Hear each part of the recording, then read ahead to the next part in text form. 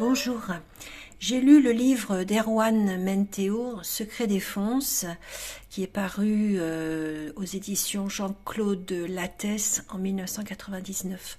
Le sous-titre était « Ma vérité sur le dopage ». Erwan Menteour termine son livre en citant le nom de deux coureurs cyclistes qui ne se sont pas dopés, Gilles Delion et Christophe Basson. Il a été élevé par un père ambitieux. Sa sœur n'a pas échappé à la règle.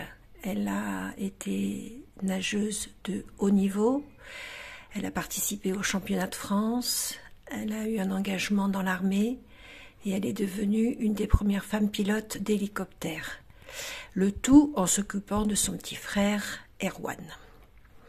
Il savait qu'il se doperait un jour, avec l'accord moral de son père et de son frère, Pierre-Henri.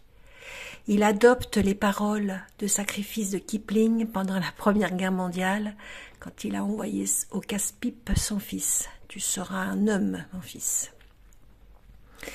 Il possède un manque de clairvoyance dans le tri de ses objectifs au début de sa carrière, mais il y prend goût et plaisir. À 19 ans, il quitte les juniors et a besoin du meilleur docteur pour entrer dans le monde adulte. Il obtient son baccalauréat en 1991 et devient un coureur cycliste intellectuel. Les coureurs ne parlent que de sexe, de dope et d'argent. Il va se doper pendant les courses à étapes pour récupérer et se mettre au niveau des autres. Il démarre sa dépendance psychologique aux soigneurs. Un rite social s'instaure dans les chambres. Chaque cycliste paye sa tournée d'amphétamine. Parfois, les coureurs servent de cobayes et ingurgitent sans le savoir des nouveaux produits. C'est la roulette russe. Le contraire d'un médicament dopant est un médicament bloquant. Les managers les utilisent pour ne pas négocier un nouveau contrat avec un coureur. Commence la litanie des produits dopants avalés, bu, pris sous forme de piqûres dans le milieu cycliste de ses débuts. Pervitin et Tonédron, qui sont des amphétamines pures, mais, entre parenthèses, sans addiction. Captagon et Centramine, qui sont des amphétamines prises aux USA. Il n'en prend pas à ce moment-là. Les amphétamines empêchent de dormir, il en prendra seulement à l'âge de 21 ans. La liste continue. Corticoïdes avec accoutumance. Corticoïdes retard, dont les effets durent 3 semaines. EPO, du docteur Mabuse, qui entraîne la perte des muscles. L'EPO miraculeuse provient de Suisse. L'Italie s'en empare vers 1996. L'usage provoque des troubles au niveau des reins, des articulations, de la vue et donne des migraines.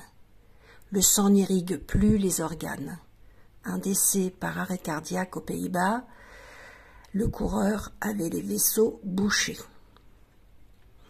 Le Centra, qui met un cycliste à terre quand il en prend 4. Le cocktail belge, qui est constitué de corticoïdes et d'opiacés. La ritaline et le méthédrine. Les anabolisants et la testostérone en Italie. L'IGF, insuline au Mexique, produit très dangereux. Le facteur de croissance, anémine, persantine, caféine et vasodilatateur. L'hormone de croissance synthétique en 1996. Le perfluocarbon ou PFC, plus discret que le PO. La vitamine B12 et B9. L'extrait de sang de tortue de mer. Les antalgiques et produits anti-hépatite. Et il se demande comment il a fait pour ingurgiter tout ça.